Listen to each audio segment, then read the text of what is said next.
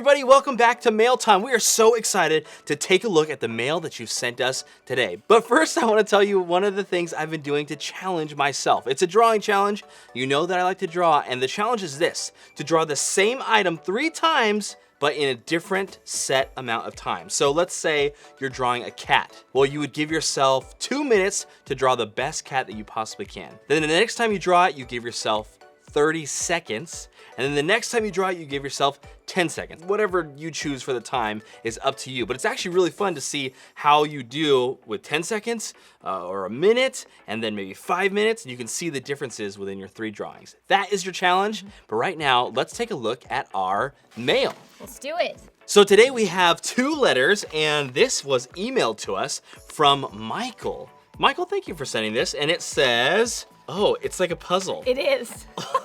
Hold on. Put it Which together. way? Possible mystery. for your hi. Hold on. Okay, it says, hi, Sandals kids. We love watching on Sundays. We love the park song and Possible. Thank you for your show, Masha and Maverick. Ooh, Masha and Maverick. those are fun I know names. you guys. I know your parents, and your parents are awesome, and I'm guessing that you guys are pretty awesome too. Thank you guys so much for sending us that awesome email. Right. What else do we have? Okay, so this letter comes to us from Moreno Valley, California, so Moval. not too far away from where we are. Look at those drawings. First thing, we have this handwritten letter. And it says, hi, my name is Elena.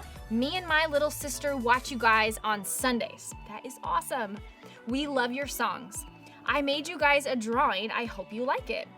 I spent 2 hours on it. I was wondering if you can draw a cat saying I love God. So Oh, she loves awesome. him. And she drew a cat and it says I love God. Alara, you're great at drawing animals. This is great. This is awesome. So there's something behind here. This is the 2-hour drawing. Oh my goodness. Look at all the detail. Ooh, I like the way she did her initial. And it looks like she took a screenshot of us and then hand drew it. This is amazing. This is fantastic. That 2 hours of work totally paid off. We should frame this. You definitely made This me look is- better than I actually do in real life, so I appreciate that. Oh my goodness, this is so great. I like the hair up here on the top. Yes, that's a good one. And I like that you gave me more hair than I actually have underneath my hat. Yeah, very generous. I love it. Oh my goodness, this is excellent. The 2 hours was worth it for sure. Very good. And you said that you're 14, which means that I'm guessing that you've been drawing for a while. I love that. I hope that you continue drawing. I hope that you continue challenging yourself. And you also challenged me to draw a cat saying, I love God. So let's do that right now.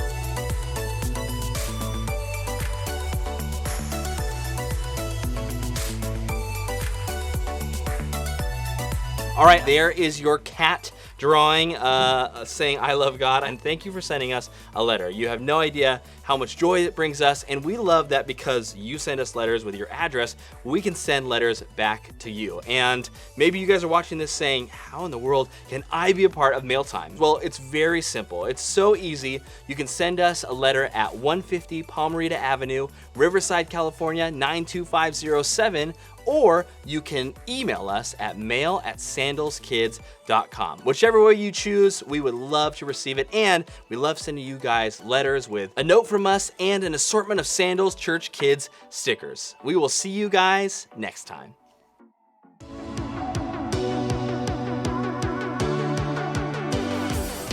Hey friends, I am so happy you're here with us right now. Here at Sandals Kids, we're all about being real with ourselves, God, and others.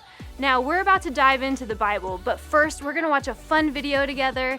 Next, we'll get into worship, and finally, we'll hear the story. You guys, I am so excited. Let's get ready to dive in.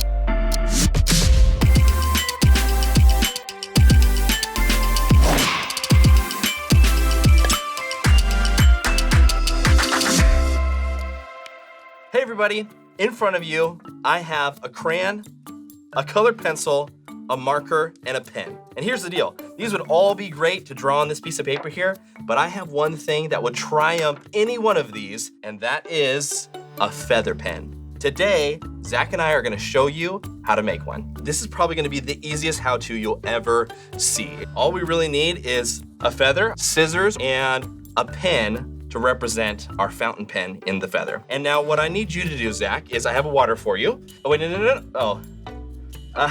Didn't mean to drink it. Actually, what I need you to do is take the feather and I want you to dip this in the water. We're gonna soften up the feather. And while we do that, out of these 4 items, which one do you think was made the furthest in time and which one is the most recent? So we have a crayon. Okay. We have a pencil. Alrighty. A fountain pen and a marker. Which one do you think was made the earliest? I'm gonna go with pencil. What do you think is next? I'm gonna go with crayon. Crayon. What do you think next? Fountain pen or marker? Pen. Pen. Yep. So that would mean marker. Marker Okay, last. so what you're saying is this was made last. Yep. Okay. What do you guys think? Okay. Are you ready for the reveal? Zach, you were actually very, very close. All there is a switcheroo right here. So the fountain pen came after the pencil and then the crayon. The fountain pen is from 1827. Pretty cool. And our crayon, made out of wax, not from our ears, was made in 1903. Oh, Cool. snap. So basically, we're gonna salvage this pen Whoa! by popping man. out the ink and the top of the pen. Now this is quite a bit thinner, which means that we will easily be able to fit it into our feather. All right, Zach, so how is our feather pen feeling right here? You dipped it in the water. Is the tip of that actually soft right now? Yep. So because Zach dipped the pen in our water, it's actually gonna make it easier for us to cut. So yeah, go ahead and cut it right at an angle. All right. Oh, that actually cut really well. And that is the reason why we dipped it in water, because the feather is actually really brittle. So one of the easiest ways to find these type of feathers is at like a craft store. Okay, so what we're going to do is we're gonna cut off the rest of this pen to leave it about maybe like an inch. So see if you can get this to about an inch. Whoa. Zach, do the honors, toss it in there. Sweet. There we go. So the cool thing is that they've been using feather pens for thousands of years on things like the Dead Sea Scroll, the Magna Carta, and I know that some of you guys have heard of the American Declaration of Independence. All 3 of those and many more famous documents, they use quill and feather pens. So Zach, let's finish this off by writing our names.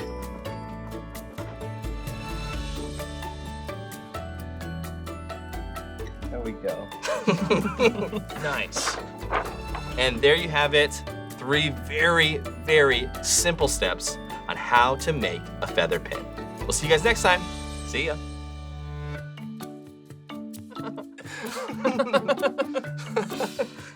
Hello. Friends, we're about to enter a time we call worship. Now, there's no right or wrong way to participate. You can just sit back and relax and listen to the words and connect with God. Or, and I challenge you to do this, sing as loud as you possibly can so your parents can hear you in the other room. Are you ready? Let's go.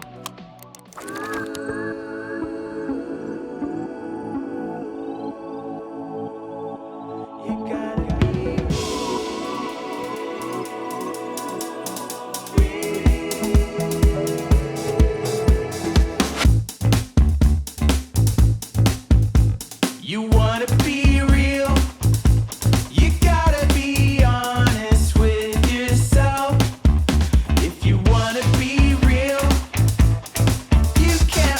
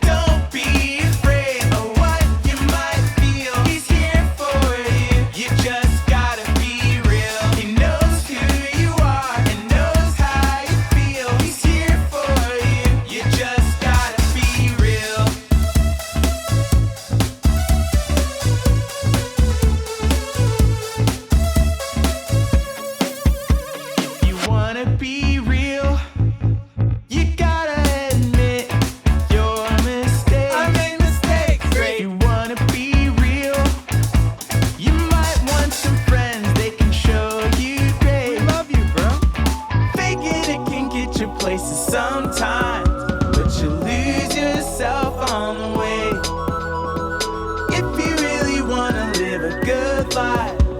Be humble, be honest with God, and He'll show you the way. Don't be afraid of what you might feel. He's here for you. You just gotta be real. He knows who you are and knows how you feel. He's here for you. You just gotta be real.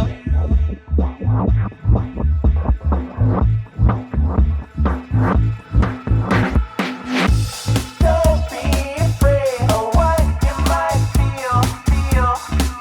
You just gotta be real. He knows who you are and knows how you feel. You just gotta be real. Don't be afraid of what you might feel. He's here for you. You just gotta be real. He knows who you are and knows how you feel. He's here for you. You just gotta be real.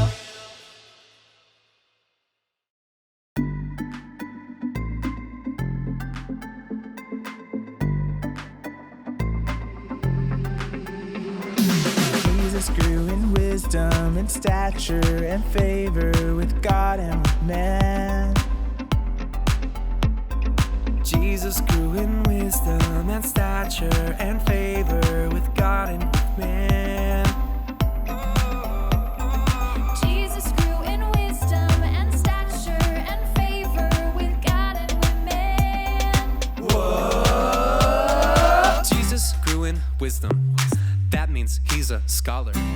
Jesus grew in stature, that means he got taller. Jesus grew in favor with God and with man.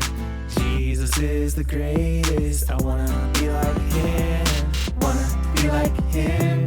Wanna be like him. I want Be like him. Wanna be like him. him.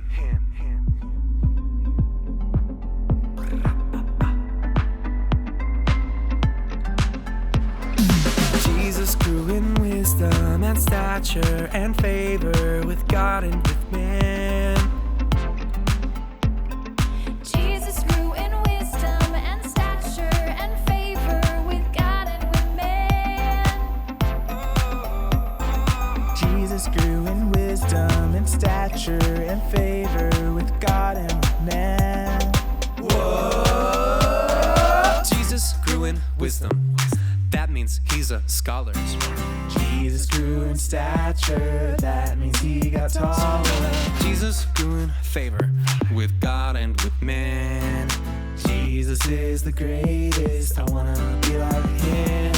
Wanna be like him. Wanna be like him. Wanna be like him.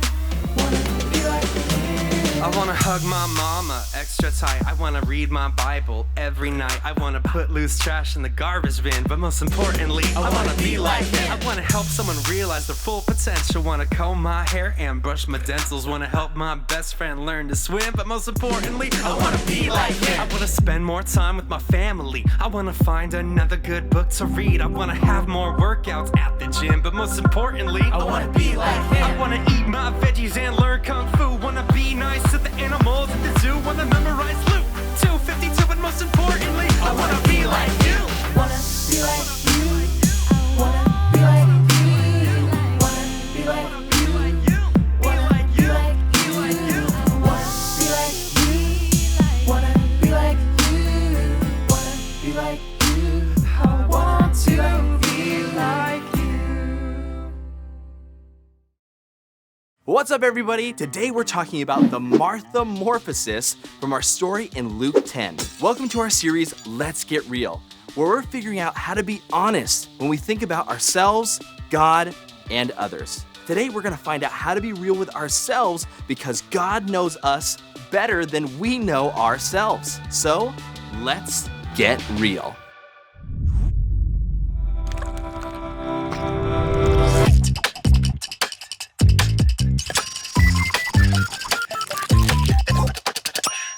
Imagine if you had a chance to meet your favorite celebrity, YouTuber, or athlete. What if they said, "Hey, I'm coming over to your house"? What would you do to get ready? Would you clean your room? Would you do your hair just right or put on your favorite outfit? what if the person coming over was Jesus? What do you think you should do for him? Let's find out what two people in the Bible did. As Jesus was traveling, he came to Jerusalem, where two sisters, Mary and Martha, lived. Now, Mary and Martha were as different as can be. Mary was completely laid back, while Martha was working hard. Mary was calm, while Martha was a worrier. Mary was relaxed, while Martha wanted everything to be just right. Go ahead and grab your Get Real guide. You can see that there's definitely an image right here, but something's not right. It's clearly messed up, it's unorganized, it's messy. I want you to clean up and rearrange this image by drawing it in the box to the right. So Mary and Martha decided to invite Jesus to visit their house. Now, when Jesus arrived, Mary sat at his feet and listened to him teach. Meanwhile, Martha was running around like crazy, doing everything to prepare for Jesus and the huge crowd that followed him. Martha was actually frustrated that she was doing all the work while Mary just sat there. So she asked Jesus to tell Mary to help her. And do you want to know what Jesus said to Mary and Martha? Well, you're going to have to read the full story later to find out. So right now, let's talk about being real. The first way we need to be real is by being real with ourselves. If we can't be honest with ourselves, we can't be honest with anyone else either, including God. Take a look at the dinosaurs in your Get Real guide. They're all feeling different things. Maybe they're sad, maybe they're happy, maybe they're angry. So let's make their faces look the way they feel. I think that maybe the one on the left is feeling a little bit angry about something. We're gonna give him a little frowny face and we're gonna use his eyebrows here to make him look a little frustrated. How about the one on the right? Maybe he's a little bit nervous. Maybe a plan fell through. Let's give him a little squiggly mouth and put his eyebrows so you can tell that he's nervous about something. Now take a look at the T-Rex in the middle. It's your turn to finish it. And I want you guys to take a minute to be real with yourself. Take a minute to think about how you're feeling right now. Are you feeling sad, frustrated, excited, mad, happy, maybe something else? You guys can get real with yourself right now by drawing how you feel on the T-Rex. So imagine telling yourself that you don't need to study at all, but then when you take your math test, you fail. I mean, you knew all along that you probably needed to study, but you didn't want to admit it because you'd rather do whatever you want. That's what it's like when you aren't being real with yourself. It just hurts you more in the long run. Being real with ourselves means being honest about who we are and who God wants us to be. The only way that we can find out who we are is through God. The Bible says in Psalms 139:1, Lord, you have seen what is in my heart. You know all about me. So, the one thing to remember is, God knows me better than I know myself. God made us to reflect Him, just like a mirror reflects us. Now, the reflection in the mirror isn't actually us, but it is made to show who we are. In the same way, we were created by God to show others who He is. But when sin came into the world, we shattered our mirror. The sin messes us up so badly that there's no way we can ever fix ourselves so that we can reflect God again. That's why we need Jesus to save us. He is the only way that we can go from broken to beautiful again. His death on the cross gives us a new mirror or a new life so that we can know God again. Knowing God is the best way for us to know ourselves, but we have to start by admitting what God already knows about us, that we are beautiful because we are made by Him, but also broken because of our sin against God. God knows us so that we can choose to be real with ourselves. So right now, I want you guys to hear a story from Pastor Matt about a spider and what it means to be real with yourself. It's really easy to be critical of maybe when somebody hurt your feelings. Maybe you feel like your mom and dad made a promise and they didn't follow through. It's very, very easy to see sin in others. I think sometimes as a kid, it's hard to see it in yourself. I remember the first time I was real with myself, I stole something. I stole a spider from a store. It wasn't a real spider. It was like a little plastic rubber spider. And I remember feeling so bad about what I did. I told my mom, so my mom made me take it back to the store. But that's when I realized, wow, I'm a sinner and I do things like lie. Sometimes I cheat, sometimes I steal, sometimes I'm mean. And that's when I realized, okay, Jesus needs to save me too from my sin. And it's easy to see how maybe somebody else does something bad to you because you've all had your feelings hurt maybe by a friend at school, or somebody said something mean to you or not nice to you. But you know what? That's when I started to realize sometimes I say mean things to my brother. I say mean things to my friends. And I started to realize there was something in my heart that needed to change. And the only person that could change that was Jesus. And so I went to my parents. I was 8 years old. Think about that. I was 8 years old and I said, I want to get baptized. And my dad said, why? And I said, because I'm a sinner and I want Jesus to save me. And so it all started, unfortunately, with me stealing a spider from the mall. But that just began this understanding of, wow, there's some things in my life, even though I feel like I'm a really good kid, that need to change. And that was my first real with self moment. That's why I need Jesus to die for me on the cross, because of my sin.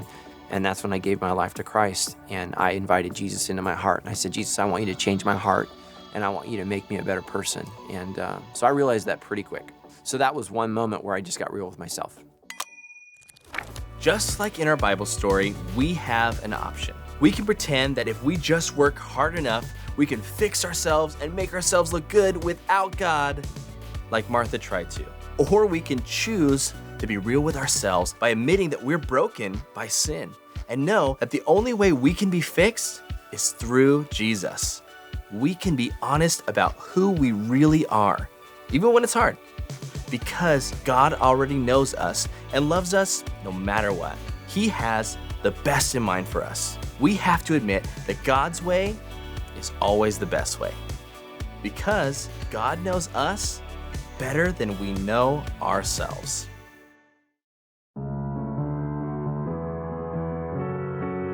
In the darkness, you are righteous. Jesus, you are the rightful King. Never changing, never failing. You've never given up on me. You will take the throne forever. All will bow and say, we will worship you forever young, forever free. So lift up a word, raise up a shout. For the God I love deserves his praises loud. So I will praise his name, praise his holy name, praise his name. Whoa. Every heart, every tongue confess the glories of his righteousness and praise his name. Here we go. In the darkness, you were righteous. Jesus, you are the rightful King. Never changing, never failing. You've never given up on me. You'll take the throne forever. All will bow and say, we will worship you forever young, forever free. So lift up a word, raise up a shout. For the God I love deserves his praises loud. So I will praise his name, praise his holy name, praise his name. Whoa. Every heart, every tongue confess the glories of his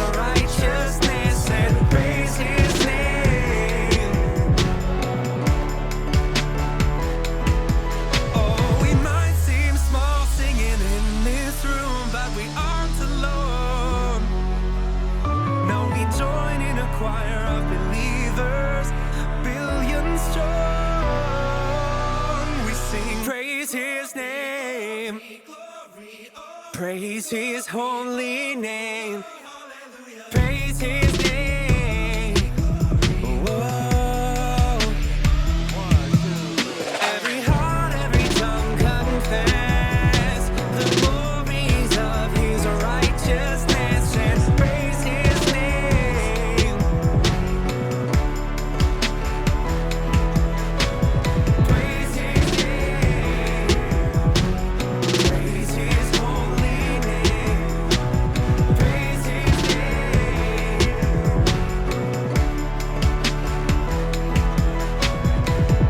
Glory, glory, glory, oh, glory, oh, glory, hallelujah.